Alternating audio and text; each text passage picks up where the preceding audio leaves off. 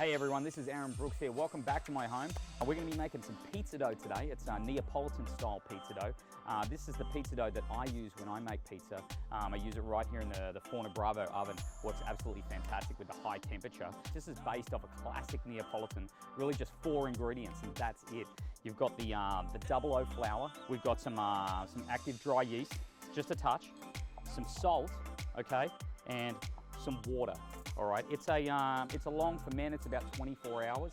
Okay, it's 62% hydration. This is what I've found to be best, a 62%. So that's what we're going to play around with today. You can hand knead this dough if you like, or you can make it in a mixer like we're going to do today. All right. So first of all, what we're going to do is we're going to take our water. We've got our water here. It's just room temperature water. All right. It is filtered water. We're going to add that to our bowl, just like that. And now we're going to add the salt. The salt we're going to dissolve, okay? So as you can see, I'm just stirring it until the salt's completely dissolved. And this is sea salt. We are using Italian sea salt for this recipe. Next is our yeast, just 3 grams. 3 grams of yeast in there. And we're going to stir this now too. And stir it until it's dissolved also. Now salt can impact yeast. It can impact its growth and how it multiplies, how it grows in the dough, how active it is. But that's what we want because this is a very long ferment at room temperature. And it's pretty much dissolved in there. Now it's time to start mixing in the flour, all right? I'm gonna add about 1/3 of the flour right now, and I'm gonna put it on the mixer. The flour we're gonna add in stages. Put our dough hook on, crank it up, and just put it on the lower speed there. And now that's going to start to incorporate the water with the flour very, very slowly. We don't want to overmix it because we don't want to mix the gluten too much. We don't want to get that gluten too active right in the beginning. Because it's a slow rise, because it's a long ferment, we want that gluten to develop over time. Now as it's mixing, we're going to start to add flour little by little until everything's incorporated. Just a spoonful at a time, a spoon or two. Okay, now that our dough's almost come together, I'm going to add the remaining flour here, just the last bit of it, and then I'm going to let it knead for an additional 10 minutes. That should bring everything together.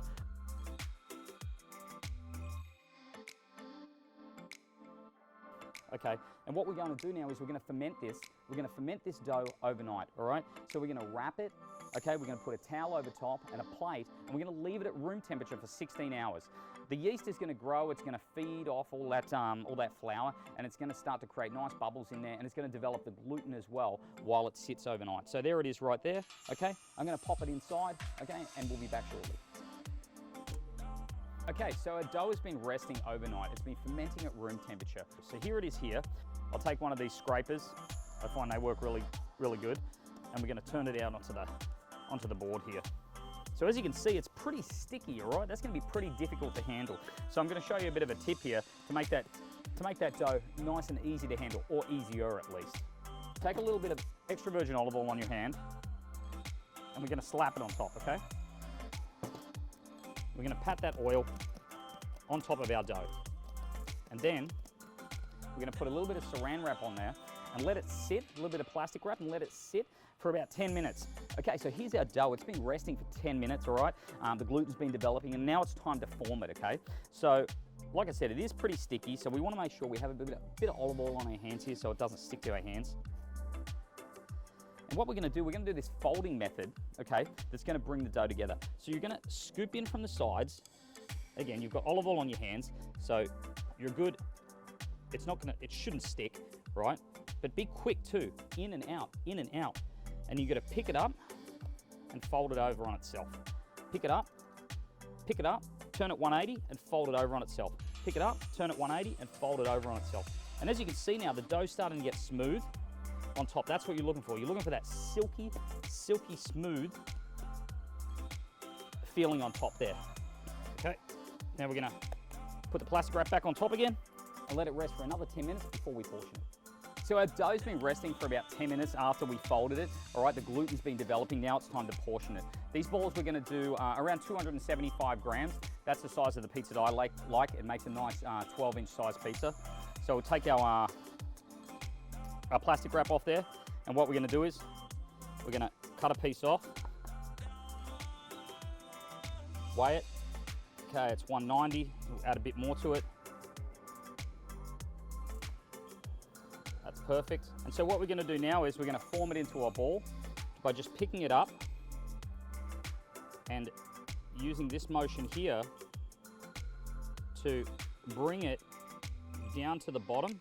And we're gonna pinch it at the bottom to really tighten up that seam and make a nice little closure at the bottom there, okay? And then we're gonna put it in a dough box.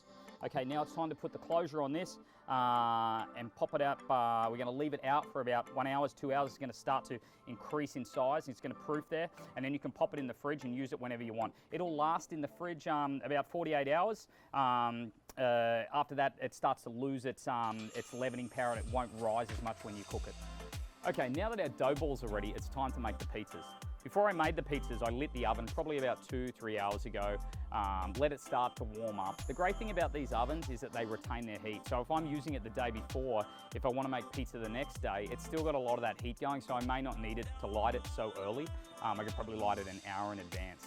These ovens can get up to about 1,000 degrees or hotter. I've had this one like over 1,000 degrees. It's too hot for pizza. For me personally, I like it between 750 and 780 degrees Fahrenheit. It's about 800 right now, so I'm just letting it come down, letting it cool down a little bit, and then it's gonna be ready to go and we're gonna make our pizza, all right? We've got our dough here that we made yesterday. It's been resting in the box, okay? It's starting to come up to a good temperature where it's ready to use for the pizza, all right? We're gonna make a classic margarita pizza. The margarita has the tomato sauce, okay? It has mozzarella, it has basil, all right? It has a little parmesan and some olive oil. So our dough's all balled up, it's been resting, all right? It's been growing a little, it's good to go. It's a beautiful temperature, it's almost room temp, okay? But it's still got a little bit of chill on it, that's gonna be great. Okay, we're gonna put a little bit of flour over the top here. We're gonna take our spatula.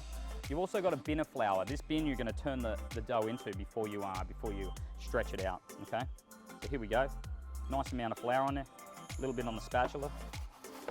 We're gonna go like this, then we're gonna lift it up, then we're gonna put it the top side down into the flour. Move this over. So as you can see, we've got our seam on the bottom there. Now we're gonna turn it over a couple of times. Put it onto our cutting board, okay? Now what we're doing now is we're pushing the air to the outside and making the middle nice and flat. We're gonna do this on both sides, okay? Flip it over. There's a few different methods to stretch your dough. There's one that I like where I just stretch it over my knuckles. I find that the most comfortable for me. Okay, so once you've done that, okay? Now you're gonna lift it up onto your knuckles, onto your hands, and you're just gonna stretch it out, just like this. Once you've done one side, okay, you do the other side. Okay, now we've got our seam on the upside, okay, and we've got the top of the dough that's gonna go down. All right, so you're gonna stretch it until it's about 11 inches. You don't wanna go too thin because it'll break in the oven, but you're also gonna stretch it a bit on the peel, all right?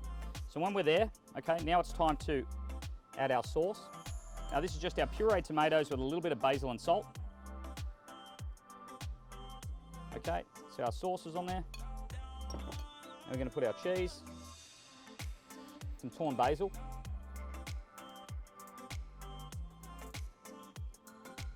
Okay, a little bit of the parmesan here, some olive oil.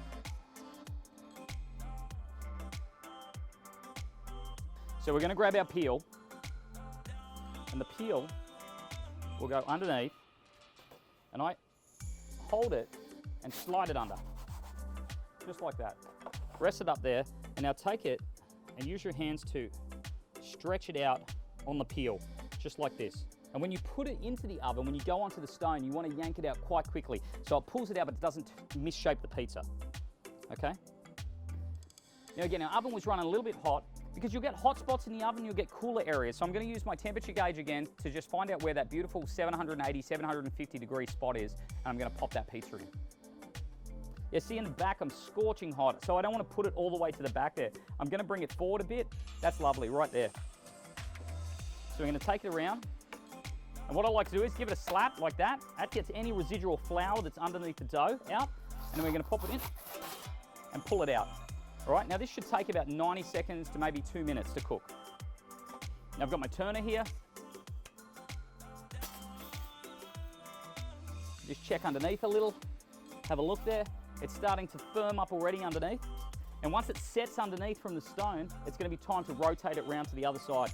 And you don't wanna move it around. Once you put the pizza on that one area, don't put it to a different area because that's gonna be hotter and it's gonna burn it. Okay, it's looking good underneath. So I'm gonna put the peel, the turner, underneath now so it doesn't cook the base anymore. That's gonna stop the bottom from cooking, but now it's gonna cook around the outside. As you can see here. Okay, now I'm gonna move it up to the top and see if I can get some color on the top of that dough. A little bit closer to the flame. Give it some of that lovely leoparding, that beautiful color that's gonna give it great flavor. And I'm using the corner there to sort of tilt it up towards the flames. Okay, and that's it. I wasn't timing, but I'd say it's probably about 90 seconds to 2 minutes. What do you think? Pretty awesome, right? If you like what you can do, if you like a crispier pizza, just keep it in the window a little bit there, right there. And that'll cook it a little bit longer and make it just that little bit more crispy. I love that chewy texture on the inside and the crunch on the outside. That's what makes Neapolitan pizza just so special and special for me. We're gonna go straight on a plate.